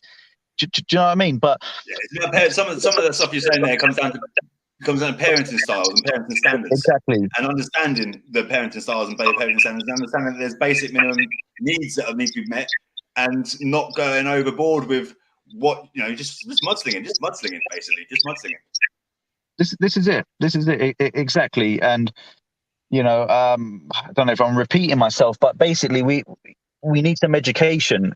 People need to be educated about going through this process, the reality of it. And people need to know this is the official process and this is actually what happens. And case specific, in your particular case, it could go this way. You could go months not seeing your child, and you might have to follow the process and wait for a fact finding and all of this. And worst case scenario, things go against you. And I've had to read up a lot, and the discretion that a judge has is unbelievable. It's unbelievable. And then you look at an appeal court, how they can respond to an appeal. I've read all the judicial codes of conduct and all of this, and I thought to myself, so basically, I just turn up to court. If something happens, I've got to somehow prove that it's plainly wrong, or wrong now, as they say. Now, that the scope is just unbelievable. You're just like, well, we look at the fair-minded, informed observer, right? If we're looking at bias, who is that? It's the judge. It's the judge, right? So he says, no, I'm not biased. The fair-minded and informed observer would not conclude that I was biased. And you're like, okay, well, it's by the court's own definition of it, it's invidious, right? To have a judge hear his own case about bias, right? It's bias in itself by nature, to hear his own case on that. So, I've got strong views. I've developed very strong views about certain things. I withhold them. I know how to present myself in court. My statements, like I say, I've kind of nailed it down now to not put too much emotion. I think I caught you saying something earlier about putting in a bit of emotion in there. Keep it real. I just say keep it real. My thing is being you. Being you is the biggest strength that you can have in court. Not using these fancy words and just describing what's happened honestly and truthfully as you see it, and just being real, just being your true self. Not if you're going to be swearing and all that sort of stuff, but showing respect, showing decorum and that sort of stuff. Exactly. I think you have to be respectful to the judges. You might think he's a complete arsehole, and he's biased or whatever, but you can't say that to him in those words. And if you're going to go a certain route, you've got to do it in a very respectful way. You're going to get their back up anyway, but if you start, really offending them, then that's it, and if you try putting in appeals or complaints and you've spoken to a judge in a certain way, you're just looked at as, well, look how we've spoken to them. I think there's a lot of that as well. When judges imply something, they say they try and guide people to go down or to change their mind about something, and it could benefit them. And I'm watching it, and I'm like, it could benefit you, and that's why they're suggesting it. And they're oblivious to it. They're oblivious to like what they're actually saying. Reading between the lines. That's it. That's it, exactly. Now, what in your experience, and Yeah. I'm interested to know this now. Now, when you're in a case where you feel everything is going against you, rightly or wrongly, but everything is going against you, nothing you say is having any impact at all. It feels like it's maybe going all the other side. You can't see the light at the end of the tunnel.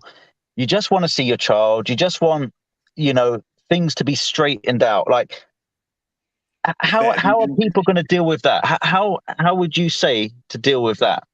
I had a case that instantly springs to mind whereby the guy was really, really super nice, gave everything away, and tried being amicable. He got mugged off, and literally going into court, he got even further mugged off, and he wasn't allowed to see his kids, all this other stuff, and literally the relationship was volatile. But there's always a point when the tables are turned, and this has gone past the point where I thought, fuck me, this is going on now, and he's getting irate. The family are getting irate because we've not got any contact still, and we're like, fuck, I don't understand why we're not getting any contact. But then suddenly, we had a hearing, and we put all our stuff in, put some other stuff in, evidence and whatnot, and suddenly the tables turned, and we felt that whole environment just changed. But you always get to a point where you feel that change, but that normally this would happen a long time beforehand. And in this particular case, it gone on for ages, and then suddenly it changed. But I was grateful it did, because they were kicking off with me, and I was getting frustrated with me because it was taking so long. So I know it happens. There's no continuity in that. That's the thing.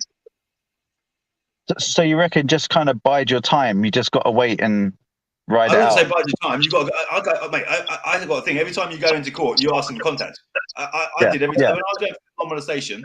My first, but not that I've not had a clue what I was doing. I was going into court every hearing saying, "Can I see my daughter? Can I see my daughter?" And they were telling me all the way through, no doubt, to submit a C100. And I was whether I was ignoring it, I don't know. I didn't submit a C100. Got to the end of the non-mol, and I was like, "Where's my daughter?" And they were like, "No, you have to submit a C100." So I had to submit a C100, which is why now I make sure anytime the non-mol comes in, we submit a C100 straight away.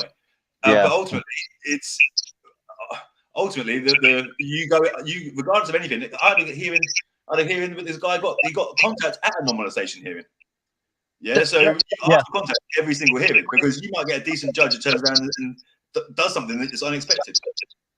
That's you always got to ask for what you want, always, and you always got to ask for more than what you want on the expectation that's going to be taken down.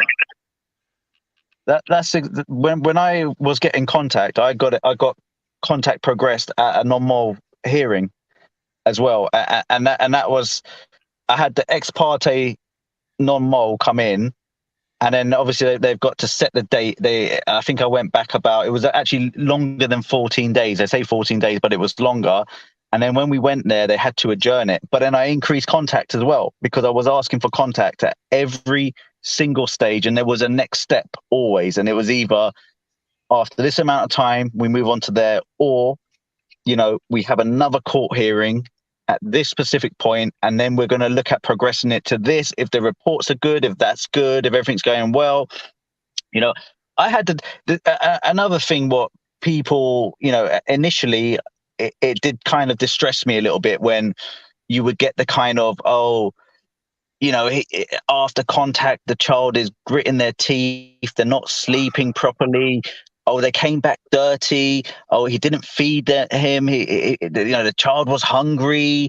All of this, ignore that nonsense. You know, ignore it, because it's all, what do they call it? Like self-reporting, yeah? It's just complete. They're trying to make an events out of non-events, aren't they? That's what they're trying to do. They're making events out of non-events. Yeah. I mean, I've had, I still get the, oh, he comes back with diarrhea and he vomits and he's so dirty, his clothes are all dirty and blah, blah, blah, blah. I still get that, you know, I still get it. And the courts don't, as long as, you know, like I say, I've had CAFCAS, I've had social services, I've had independent reports. Everyone's observed, and they're all like, no, he's in clean clothes. His father's got his clean clothes there. What I do as well, and this is another issue which people get frustrated about, is when you don't get your clothes returned. So you send back your child in the clothes, and every week you get your child in their contact uniform. It's the same clothing every bloody time you go to see your child. Like, I can go through my photos. Like when I pick up my child, I always take a picture of my child as well. But that first day, and I'm like, he's always wearing the same clothing. What I used to do is I used to send him back in fresh clothes of my own. I'd never see them again. I used to send him back with little toys that he didn't want to let go of, and all of that. I'd never see them again. But now what I do, I've got my clothes in my car. When my child comes to me, I take his clothes off. I put my clothes on. This is for overnights. Put my clothes on, get home, wash his clothes, have them ready. When I go to return him, 20 minutes before I hand him over, put your fresh clothes on. There you go. You know what I get now? I get complaints that I send him back in the same clothing all the time. So you can't win. That's crazy. And you know what else I've had? I've been accused of stealing his toys. I've been accused of stealing his toys, stealing his Tupperware that he's sent with. You know, if he's got an apple and a bit of Tupperware, I get accused of stealing that. I get accused of stealing everything.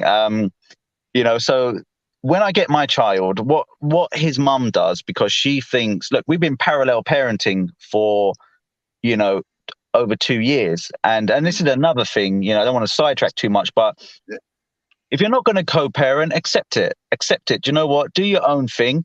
The other parent, in my view, any decent parent who loves their child, who cares about their child, because every parent loves their child, who cares about their child, would say, do you know what? This is what makes my child most comfortable. He likes to eat this food. He likes this. He likes that. Most parents won't do that if you're not amicable, okay? And I would do that. If I was to send my child, I would say, do you know what? For his lunch, he likes this. For a little treat, he likes that. He likes this at this time, etc., etc. My ex hasn't done any of that. So I've had to learn everything myself. So what he likes, and it's got to the point now where we're in court and she's saying, he's got to tell me what he's feeding him. I need to know, and all of this. And I'm like, I've been asking you for how long? I said, look, we're parallel parenting now. I've offered to co-parent. You know, we don't have we have a third party for handovers. Yeah. We don't communicate in any way. Yeah. I've offered email, parenting app. She didn't want it, but where she's realized that I'm just dealing with it myself, learning about my child myself, now she wants to know, well, what is he eating? I need to know. I'm his mother. And it's like the roles have reversed, you know, and don't be scared to not co-parent, because, you know, there is a thing of parallel parenting. It's not ideal, but it is what it is. You know, learn about your child, have your own little routines together, you know, and accept it. And that's it. And then you get to a point and you say, instead of going into court and pushing and going, we should co-parent, because what happens is, if you've had all them allegations and all of that, you get the whole, oh, see, he's controlling, wants to communicate with me, blah, blah, blah, blah. You just say, do you know what? I accept it. No worries. No worries. We'll do our own thing. We don't need a parenting app, but we just need a form of communication in an emergency. Give me direct access to the GP, to the nursery, to the school. And that's all I need to know. That's it. We don't need to talk anymore. That's it. No controlling, none of that. You know, there's so many. The key words you just said there, the key words you just said in all that was accept it. Accept it. Yeah, get to acceptance. Accept it. Yeah, that's it. That's the, because you don't have to be happy with it, but you have to accept it to better move on from it. Listen, when I started having overnights, my child was 17, 18 months old, and having gone from, you know, living together and being there every single day to having that 4 months of not knowing anything.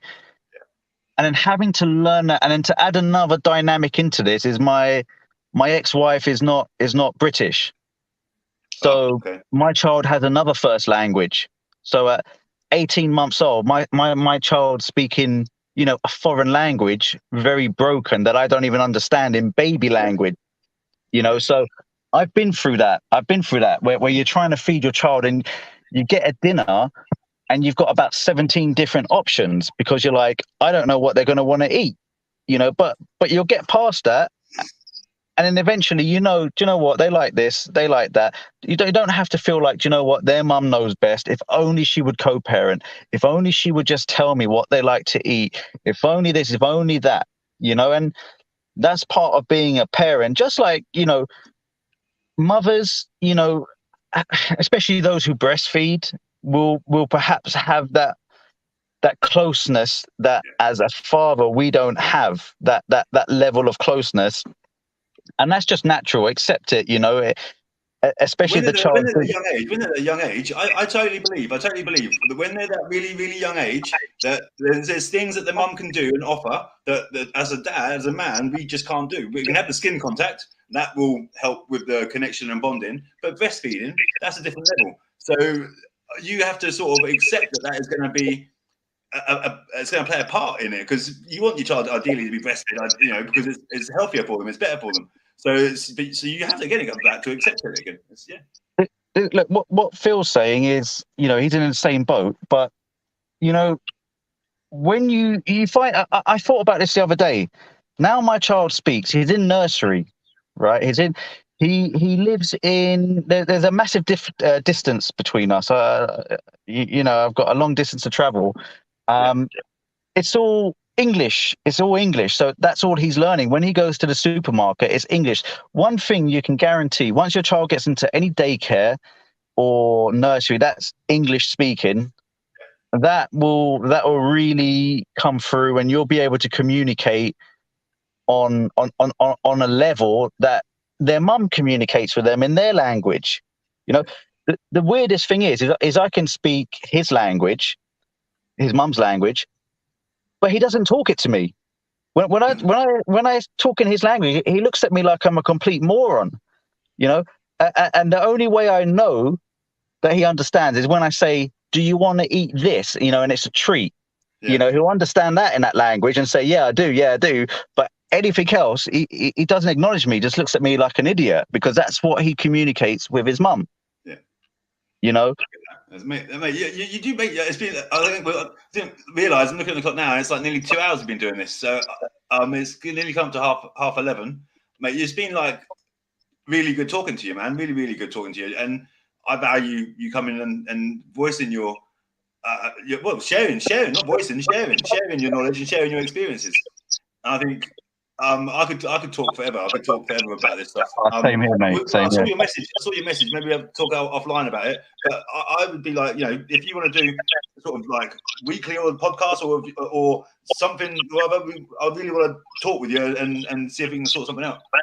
Mate, I think that would be good. I think the perspective I come from is, I would say, I'll be honest with you, I'll be quite straight. It's a real perspective. There's this real shit's happening, and there's one way to deal with it, and it's not that fluffy approach. And you know what? There is a lot of pain involved with this, a lot of pain, and that's not going to change. We've all been through that pain. And you know what? We're all still going through it. Yeah, you just learn to manage it, and coming here today with you, and I'm involved in loads of groups, but some people I share some views, some I don't. I have a different approach, and what works for one works for another. But I think that's what we need to do is, and I feel as well, it also builds up people as well to know, you know what, I'm not the only one going through this. Do you know what I mean? I'm not the only one who feels like, maybe it's unfair, maybe it's taken too long, maybe I'm being undervalued. And then you get left in a situation where you haven't seen your child for a year, and you're with your child and you're a bit overwhelmed, and you're like, is this natural now? I don't know what to do, and there's nothing wrong with that. But, if we can share that between all of us and let people know, like, you want to build a community, right? But what I think is, is we've got to be real with everyone. We've got to be real, man. It's not an easy ride, but I'm happy to come on again, man.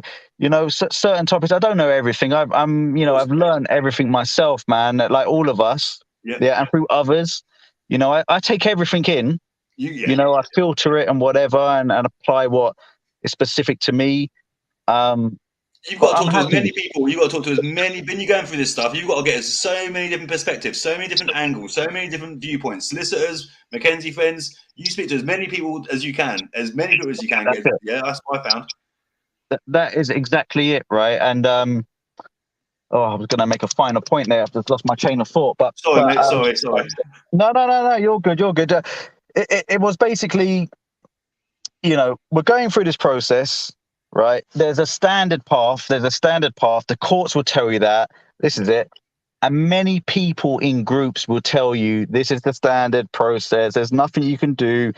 Accept it, accept it. Do you know what? If you believe it's wrong, if you believe it's not beneficial to your child, if you believe it's not the right thing, if your morals, your standards, your principles say this is not right, then stand up to that. Okay. Now, I'm going to be clear as well. If you have been abusive in your relationship or blah, blah, blah, blah, blah, accept that as well. Accept that as well. I'm not saying to people, just deny it. Even if you've done it, don't deny it. If you've done something, then admit it, own up, right? That's better than lying. Judges respect you a lot more. Judges respect you a lot more for owning your shit. Big time. That's it. That's it. I'll leave you a last story. This is a very, very good friend of mine.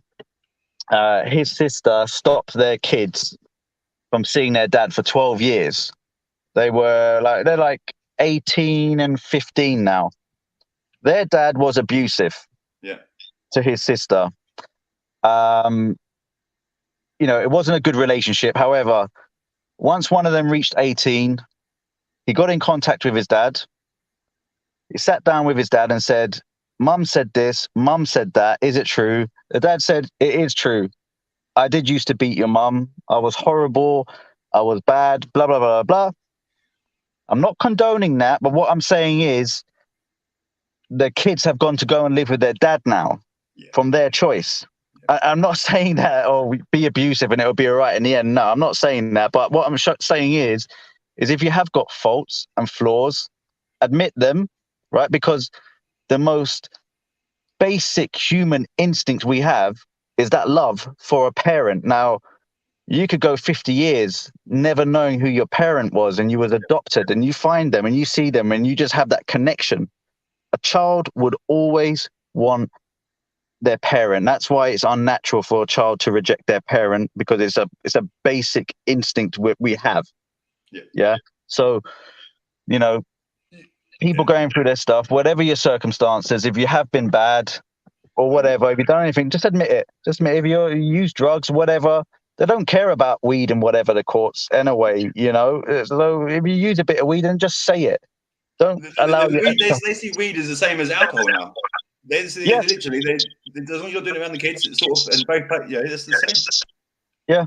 Yeah. So, yeah, man. But look, it's been a pleasure. It's been a pleasure. Yeah, definitely. It's been a pleasure, man. I appreciate that. Yeah, I really value that. So thanks for coming on. Thank you for coming on. Yeah, I hope we've helped someone. I hope what I've said has helped someone. I may at least make someone. You spoke a lot of sense. I can relate to what you're saying. I really can relate to what you're saying. And I'm sure Phil's been getting a lot from what you're saying. There's been people commenting, been really active on the comments actually. So yeah, so it's good. It's positive, definitely. Okay, we'll speak soon and we'll do this again for sure. We'll definitely do this again. Definitely. All right. Cool. Well, listen. God bless. All right. Have a good evening. And look after yourself. All the best, mate. Yeah. Yeah. See ya. See you later, mate. Bye. Again, I just want to say thanks. Thanks, big time. Thanks. It took courage for Dan to come on and do and voice his share his thoughts and whatnot and his experiences. That was a really good conversation, and it was knowledgeable and I got a lot from that myself. So I hope everyone else enjoyed that. These two things around the back there or there, I will come to these tomorrow night if I get time. If I don't get time, then it'll be the night after. But peace and love, Lila's glove. Stay strong, everybody, and I hope you've got something out of that, because I think that was really valuable. Thank you. Peace and love. Gone.